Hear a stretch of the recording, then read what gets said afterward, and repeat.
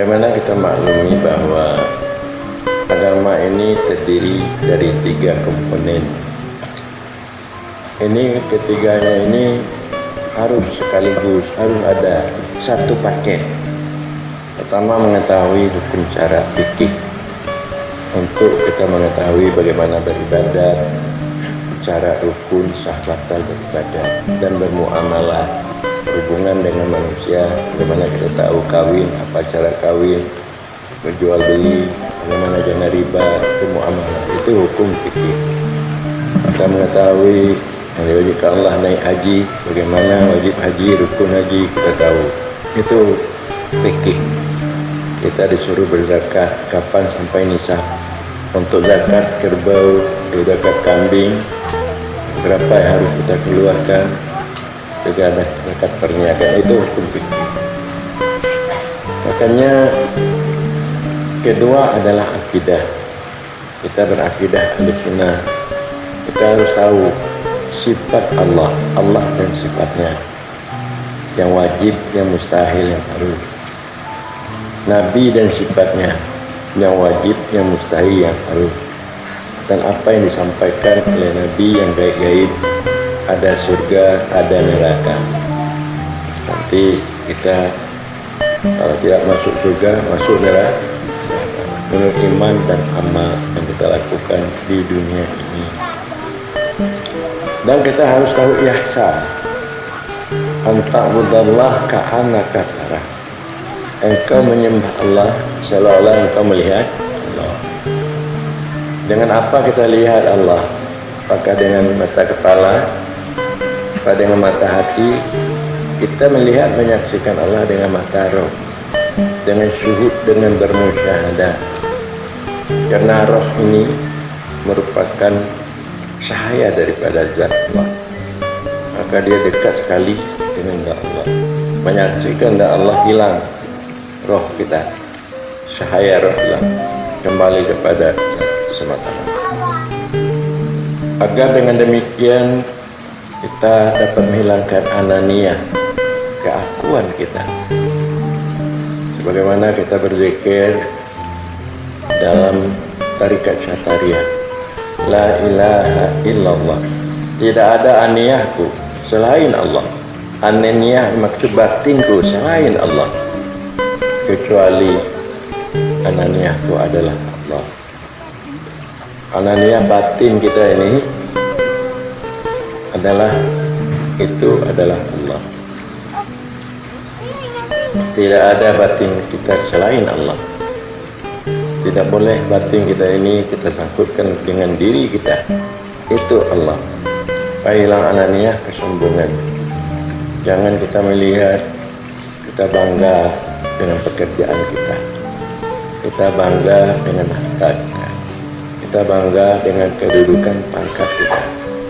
Karena itu bukan milik kita. Milik Allah diperpinjamkan kepada kita sementara. Jadi untuk paham ihsan kesucian ini, menghilangkan ananiyah, untuk meningkatkan akhlakul karimah pada diri kita. Akhlak, tahukah Anda akhlak? Akhlak itu satu sifat yang ada pada diri kita. Kalau sifat itu baik, mudah kita melakukan amal-amal yang baik tanpa pikir, tanpa berpayah-payah. Tetapi kalau pada diri kita ada akhlak yang jelek, maka akan timbul perbuatan jelek tanpa pikir, tanpa berpayah-payah. Makanya untuk supaya ada sifat yang ada pada diri kita baik, makanya kita pandai bertawakal, menyerahkan urusan kita kepada Allah. Kita pandai tafwid, menyerahkan diri kita kepada Allah. Kita pandai taslim, menyerahkan ilmu kita kepada Allah yang lebih tahu. Kita pandai bermurakabah, yaitu keringan hati kita kepada Allah. Jadi kita pandai imbisan. Makna imbisan ini artinya keterbukaan.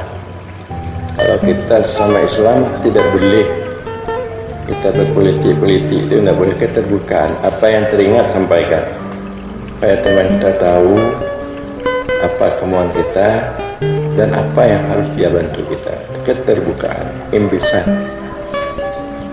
Jadi kita pandai kutua, melihat kelebihan orang, hak orang, melupakan hak kita dan kelebihan kita, supaya kita nyambung dengan orang. Orang senang berteman dengan kita. Kalau kita hanya melihat kelebihan kita, hak kita, tidak melihat kelebihan orang, hak orang, orang tidak mau berteman dengan kita. Jadi oleh karena itu akhlak yang bagus. Itu yang akan diangkat dalam ihsan, dalam ilmu ketasawufan. Syekh Azhari mengatakan di dalam kitab Johar Maknun, kahabada tarikatus sufiyah tahdi ila martabatil aliyah. Alangkah bagusnya tarekat sufi dapat mengangkat engkau, menunjuki engkau kepada martabat yang tinggi. Martabat yang tinggi makrifat. Apa martabat yang tinggi? Makrifat. Martabat yang tinggi di bawah makrifat, akhlak yang bagus. Itu martabat yang tinggi. Kalau sudah ada makrifat pada Anda, itu martabat tinggi. Semua orang sayang pada Anda. Makhluk-makhluk sayang pada kita. Jangankan orang Islam, orang-orang kafir sayang pada kita. Kalau ada makrifat, maka dikatakanlah al-makrifatu ra'sul mali. Makrifat itu adalah modalku. Kalau kita bisa dapat bermakrifat, lebih bahagia itu dari kita punya emas 1 guni, daripada kita punya pangkat sama pangkat yang tinggi. Karena saya melatih supaya saya dapat bermakrifat. Makrifat yang dimaksud paling kurang makrifat khawas